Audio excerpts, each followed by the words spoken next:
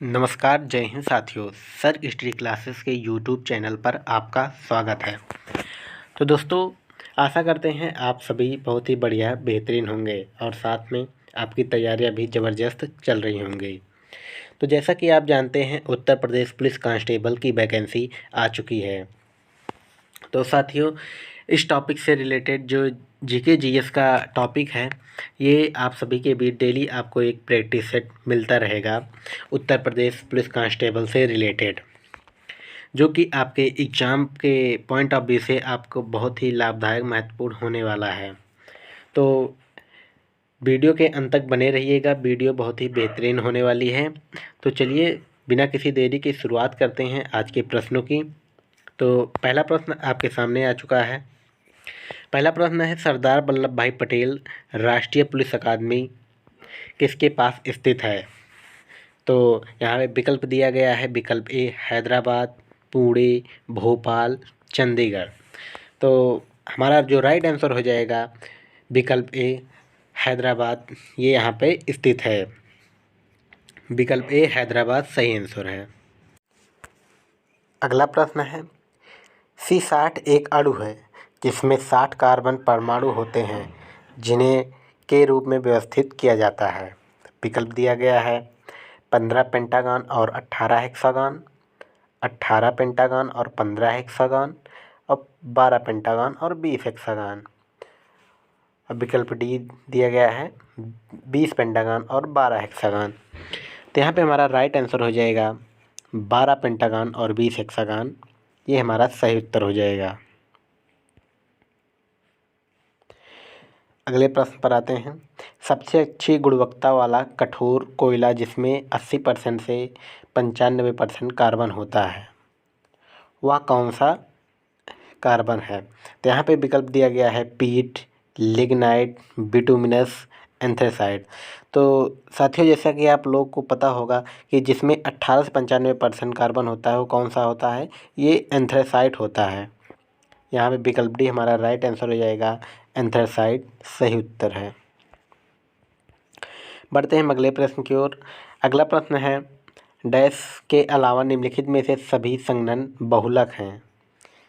इसके अलावा सभी बहुलक संघनन है। तो यहाँ विकल्प दिया गया है पॉलिएस्टर, पॉलीप्रोपिलीन, पॉलीअमाइड और पॉलीकार्बोनेट। तो यहाँ पे हमारा राइट आंसर हो जाएगा विकल्प बी जो है दिया गया है यहाँ पे पॉलीप्रोपिलीन। ये जो है इसके अलावा बाकी सभी क्या है? संघनन बहुलक हैं। पॉलिएस्टर, पॉलीअमाइड, पॉलीकार्बोनेट, ये सभी इसके बहुलक हैं। यहाँ पे हमारा राइट आंसर पॉलीप्रोपिलीन हो जाएगा।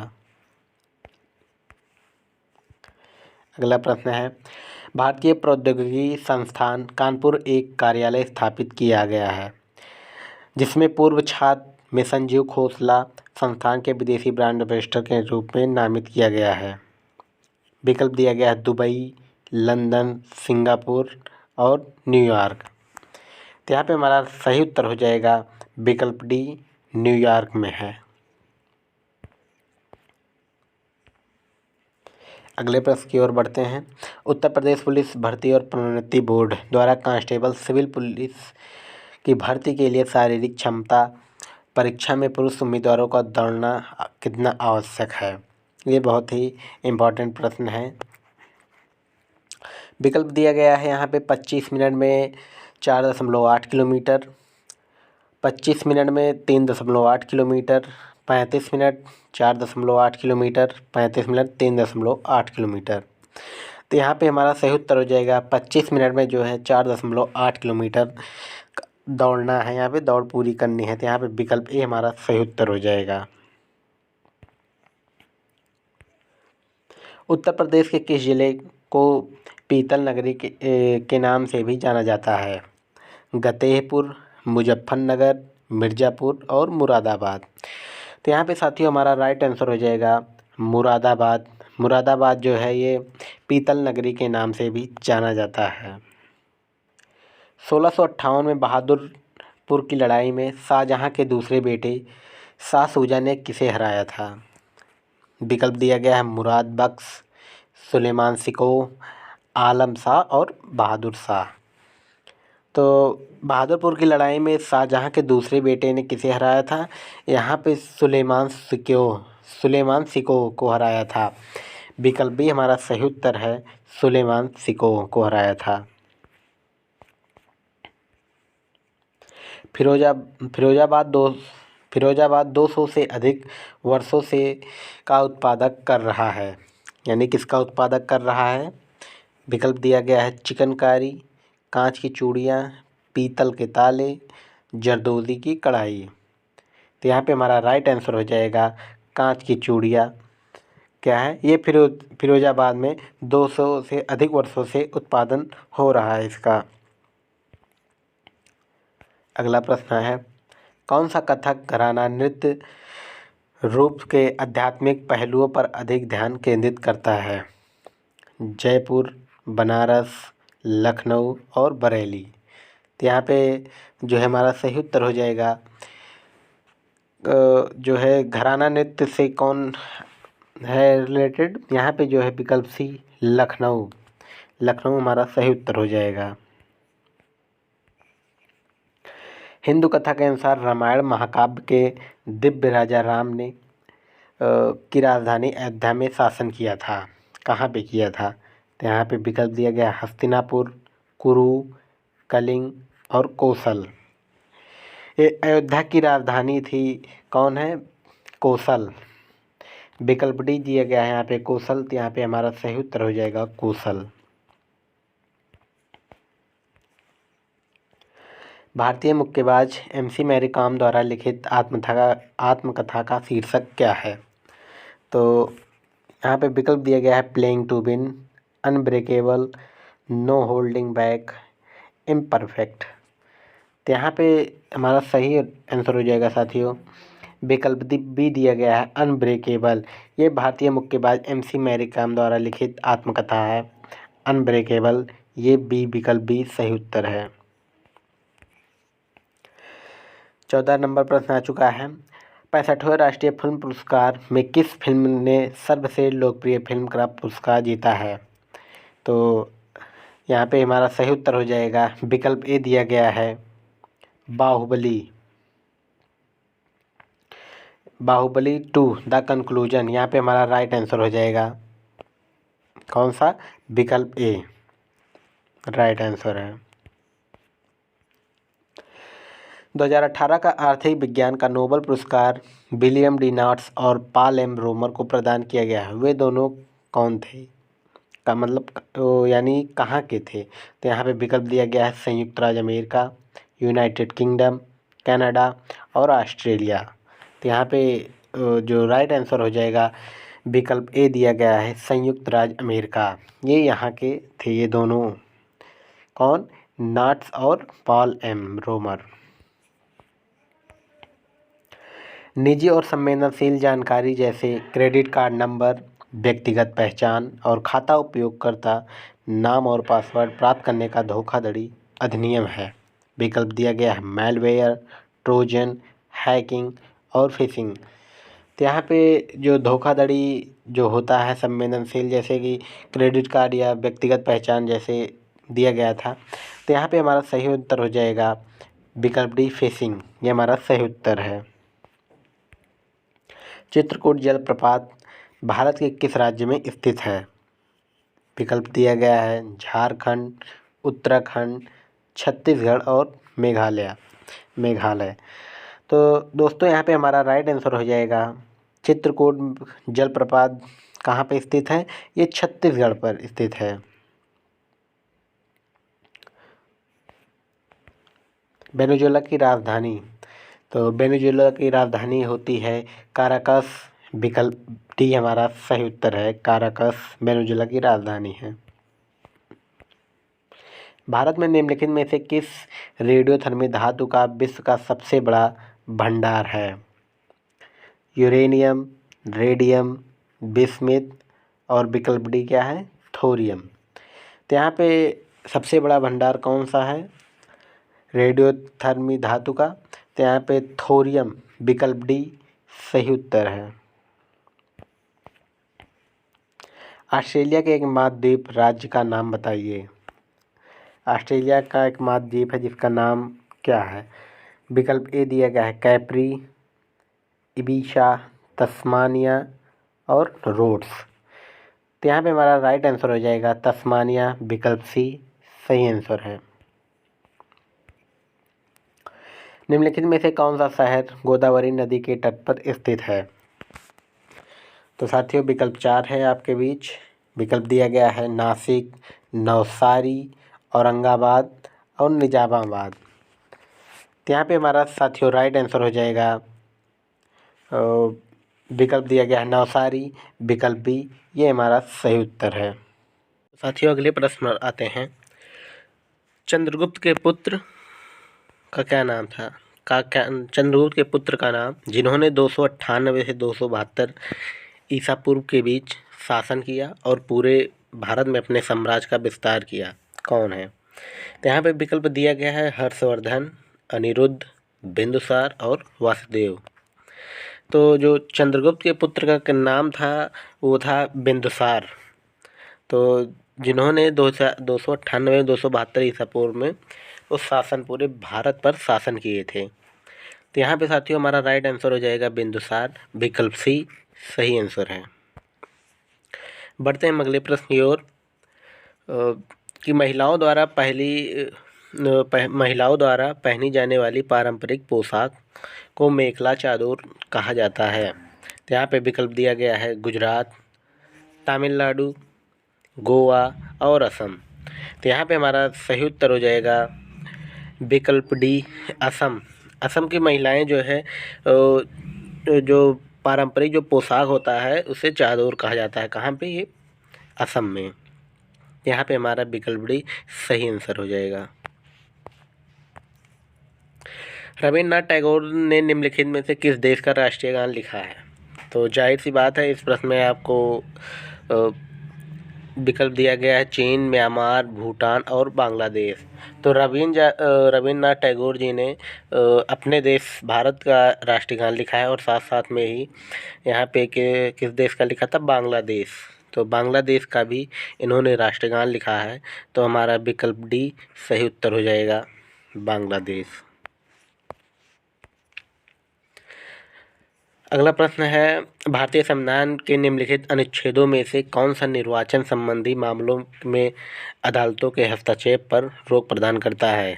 यहाँ पे क्या बोला जा रहा है? निर्वाचन संबंधी। तो निर्वाचन कौन से अनुच्छेद में आता है? यहाँ पे अनुच्छेद 329 में आता है। अनुच्छेद यानी आर्टिकल जिसे कहते हैं। तो आर्टिकल 329 विकल्प ए हमारा सही उत्तर है। ये निर्वाचन संबंधी मामला जो होता है अनुच्छेद 329 पर आता है। मोटर वाहन संशोधन अधिनियम 2019 के तहत नए यातायात नियमों के अनुसार बिना लाइसेंस के ड्राइविंग करने पर कितने का जुर्माना यानी रुपए का जुर्माना लगता है? तो यहाँ पे जो ड्राइविंग लाइसेंस ना होने के कारण कितने रुपए का जुर्माना लगता है? तो विकल्प दिया गया है 1000, 500, 5000 और 1500। तो यहाँ पे हमारा सही उत्तर हो जाएगा विकल्प बी 500 रुपये का जुर्माना लगता है। निम्नलिखित में से किस विषय में संसद को भारतीय संविधान के अनुसार कानून बनाने की व्यापक शक्ति प्राप्त है? विकल्प दिया गया है शिक्षा, पुलिस, बैंकिंग और कृषि। तो यहाँ पे हमारा राइट आंसर हो जाएगा। पूछा गया है प्रश्न में किस विषय में संसद को भारतीय संविधान के अनुसार कानून बनाने की व्यापक शक्ति प्रदान है? तो यहाँ पे विकल्प सी बैंकिंग के क्षेत्र में शक्ति प्रदान की गई है। यहाँ पे विकल्प सी हमारा सही उत्तर हो जाएगा बैंकिंग।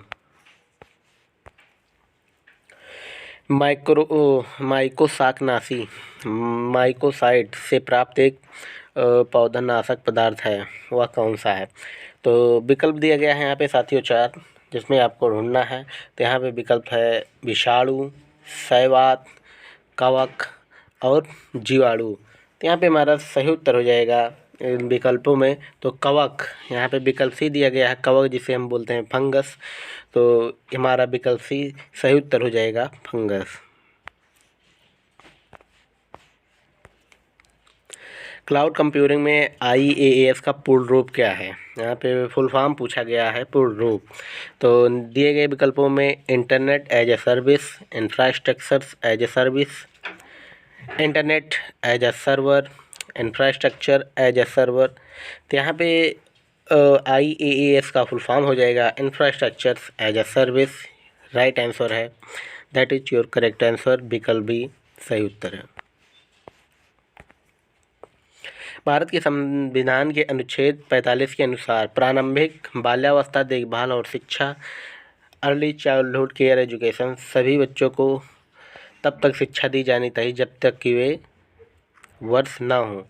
यानी इसमें पूछा गया है कि जो अनुच्छेद 45 के अनुसार जो अर्ली चाइल्डहुड जो बच्चे हैं तो उनकी बाल्यावस्था जो होते हैं अर्ली केयर एंड एजुकेशन के तहत जो बच्चे हैं उनको शिक्षा कब तक दी जानी चाहिए? जब तक कि वे, यहाँ पे विकल्प डी दिया गया है 6 वर्ष तक ना हो तब तक उन्हें शिक्षा दी जानी चाहिए। विकल्प डी सही उत्तर है हमारा। भारतीय संविधान के अनुच्छेद 26 द्वारा निम्नलिखित में से कौन से अधिकार की गारंटी दी जाती है? विकल्प ए धार्मिक स्वतंत्रता का अधिकार, अंतरात्मा की स्वतंत्रता का अधिकार, धार्मिक और धर्मार्थ उद्देश्यों के लिए संस्थानों की स्थापना और रखरखाव करने का अधिकार। अब विकल्प डी राष्ट्रपति शासन। तो यहाँ पे हमारा सही उत्तर हो जाएगा विकल्प सी धार्मिक और धर्मार्थ उद्देश्यों के लिए संस्थानों की स्थापना और रखरखाव करने का अधिकार। तो विकल्प डी हमारा सही उत्तर है। बाकी बात की जाए धार्मिक स्वतंत्रता का अधिकार, तो इस प्रश्न में जो है धार्मिक स्वतंत्रता का अधिकार कब आता है, कहाँ पे? ये भाग 3 में आता है। तो उसी तरह यहाँ पे पूछा गया था कि 26 के अनुसार कौन सा अधिकार की गारंटी दी जाती है। यहाँ पे विकल्प सी हमारा राइट आंसर हो जाएगा। भारत के निम्नलिखित में से कौन सी फसल सही नहीं है? तो जायद, रबी, खैरिफ, वर्चन। तो यहाँ पे इस प्रश्न में दिया गया है ये तीनों तो भारत की फसलें हैं, जबकि बात की जाए वर्चन ऐसी कौन सी कोई फसल नहीं होती, जो जिस वजह से हमारा विकल्प डी सही उत्तर हो जाएगा। वर्चन ये हमारा सही उत्तर है। फलस्वरूप वन्यजीव संरक्षण संशोधन विधेयक 2013 बनाया गया। Paris agreement, UNCCPR, UNFCCC, CITES। यहाँ पे हमारा सही उत्तर हो जाएगा CITES, विकल्प डी सही उत्तर है। संयुक्त प्रति राजस्व अधिकारी विनियम निम्नलिखित में से किस वर्ष में पारित किया गया था? विकल्प दिया गया है 1825, अगला विकल्प है 1810, नेक्स्ट विकल्प है सी 1803 और 1800। तो साथियों इस प्रश्न में हमारा सही उत्तर हो जाएगा कौन सा? विकल्प सी 1803। यहाँ पे ये सही उत्तर हो जाएगा। एक मंत्री के अलावा संसद के किसी भी सदस्य द्वारा पेश किए गए एक विधेयक को क्या कहा जाता है? तो विकल्प है यहाँ पे सार्वजनिक विधेयक, निजी विधेयक, धन विधेयक और कोषागार ट्रेजरी विधेयक। तो यहाँ पे साथियों हमारा राइट आंसर हो जाएगा विकल्प बी निजी विधेयक, ये हमारा सही उत्तर हो जाएगा। राज्य विधायिका द्वारा पारित कुछ प्रकार के विधेयकों को भारत के राष्ट्रपति के विचारार्थ आरक्षित करने का अधिकार किसके पास है? विकल्प है राज्य के राज्यपाल, उच्च न्यायालय के मुख्य न्यायाधीश, राज्य के मुख्यमंत्री और राज्य के महाधिवक्ता। तो यहाँ पे हमारा साथियों राइट आंसर हो जाएगा विकल्प ए दिया गया है राज्य के राज्यपाल द्वारा क्या पारित किया जाता है। तो यहाँ पे विकल्प ए हमारा सही उत्तर हो जाएगा। निम्नलिखित करों में से किसे गंतव्य आधारित कर कहा जाता है? निम्नलिखित करों में से किसे गंतव्य आधारित कर कहा जाता है? तो यहाँ पे बात हो रही है करों की। तो यहाँ पे विकल्प दिया गया है बिक्री, निगम कर, वस्तु एवं सेवा कर और उत्पाद शुल्क। यहाँ पे हमारा साथियों राइट आंसर हो जाएगा कौन सा, गुड्स एवं सर्विस टैक्स जिसे बोलते हैं जीएसटी, वस्तु एवं सेवा कर। यहाँ पे विकल्प सी हमारा सही उत्तर है। राज्य विधानसभा चुनाव में उम्मीदवार बनने के लिए न्यूनतम आयु कितनी होनी चाहिए? 25 वर्ष विकल्प दिया गया है, 50, 35 वर्ष और 30 वर्ष। तो साथियों जो है विधानसभा चुनाव में जो उम्मीदवार बनने की न्यूनतम आयु है वो है कितनी, 25 वर्ष। यहाँ पे विकल्प ए हमारा सही उत्तर है, 25 वर्ष। कौन सा दर्रा सिक्किम को चीन के तिब्बत स्वायत्त क्षेत्र से जोड़ता है?